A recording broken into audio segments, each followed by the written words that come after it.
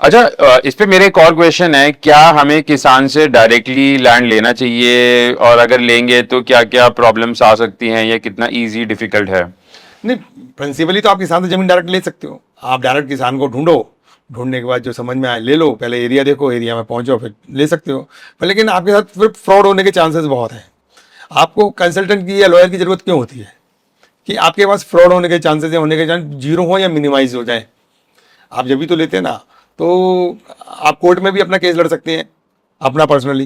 पर क्यों वकील ढूंढते हैं? इसलिए ढूंढते हैं कि आपकी अच्छा प्रेजेंटेशन हो पाए। ऐसी ज़मीनों का कि आप एक कंसल्टेंट की इसलिए ज़रूरत होती है कि आपकी ज़मीन में जो कमियां हैं या उसका एक्सपीरियंस है जो कंसल्टेंट का 30 साल का, 20 साल का, 40 साल का एक्सपीरियंस, वो लगा करके आपको एक बेहतर रास्ता दिखा पाए, उसके एक्सपीरियंस का फ़ायदा उठा पाए।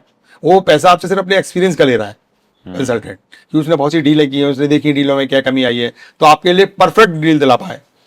इसलिए वो सारी मेहनत करेगा कंसल्टेंट। तो उसमें आपको कोई अमाउंट देना भी पड़ता है तो आपके लिए वर्थ इट है। ये नहीं है कि आपको कोई आपका नुकसान हो रहा है, उससे तो नुकसान आप डायरेक्ट खरीदने में उससे ज्यादा नुकसान उठा लेंगे आप, जिसके चांसेस हैं। एक ये गलतफहमी भी है कि किसान बहुत भोला आदमी है, गरीब आदमी है, भोला आदमी है, कभी बुरा नहीं करता। पर हमने देखा है कि किसान काफी ना कनिंग है, डिसीविंग है, गलत काफी कर देता है। नहीं, देखो, ये तो जनरली हमारी अपनी सोच है। किसान, ये तो आप समझदार हो, कोई आपके लिए कोई चोरी नहीं है। डीलर ज्यादा कराते हैं इस काम को।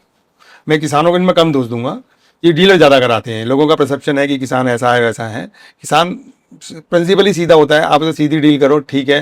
पर किसान आपको 10-5% तो हर जगह खराब होते हैं, लेकिन वाई लार्ज जो किसान है ना, 90% 80% किसान ठीक है। डीलर जो है ना, उनको पूरा पेमेंट नहीं देता है, उनको टाइम पे सिस्टम नहीं देता है, तो फिर वो भी इरिटेट हो जाते हैं। पैसे तोड़ तोड़ कर देता है या रोक लेता है उनका पैसा, तो फिर वो मजबूर हो जाते हैं, फिर इरिटेट होकर वो उल्टा सीधा स्टेप उठाते हैं। वो बहुत से केसों में मैंने देखा है कि डीलर ने पूरे पैसे नहीं दिए, इसलिए किसान ने कब्जा नहीं दिया उसको। तो ऐसे केस में किसान के पास पूरा पैसा पहुंच जाए और आप इमीडिएटली कब्जा लें, तो वो समस्या इतनी बड़ी होती नहीं है, बनाई जाती है समस्या। तो ये क्या बहुत कॉमन प्रैक्टिस है कि डीलर पैसे रोक लेता है, किसान के नहीं देता, फिर किसान हमें प्रॉब्लम करेगा? नहीं, ये जनरल प्रैक्टिस नहीं है। कोई भी जो बेसिकली किसान को जो मार्केट तक लेके आएगा, कोई ना कोई बंदा होगा, गाँव का ही बंदा होगा। अब वो बंदा पूरे पैसे देगा नहीं उसको, कुछ पैसे वो दबा लेता है उसको। मैं तब वो तो फिर वो किसान इरिटेट हो जाता है कि बोले कल दे दूंगा, परसों दे दूंगा, अभी नहीं दे रहा मैं, तो बाद में दे दूंगा, मैं दे दूंगा पैसे तेरे को।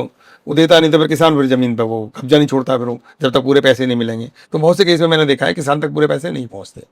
तो उसका तरीका ये है, किसान जब आए उसको पूरे पैसे दो, अपने टाइम पे सेटिस्फाइड करो, भाई पैसे पूरे मिल गए, बोले मिल गए, बात खत्म। आप रजिस्ट्री के टाइम ही पैसा दो उसको, पूरा उसे पूरा लिखवा लो, बनवा लो, यहाँ मुझे पूरा पेमेंट मिल गया, अलग से पेपर बन जाता है उसका।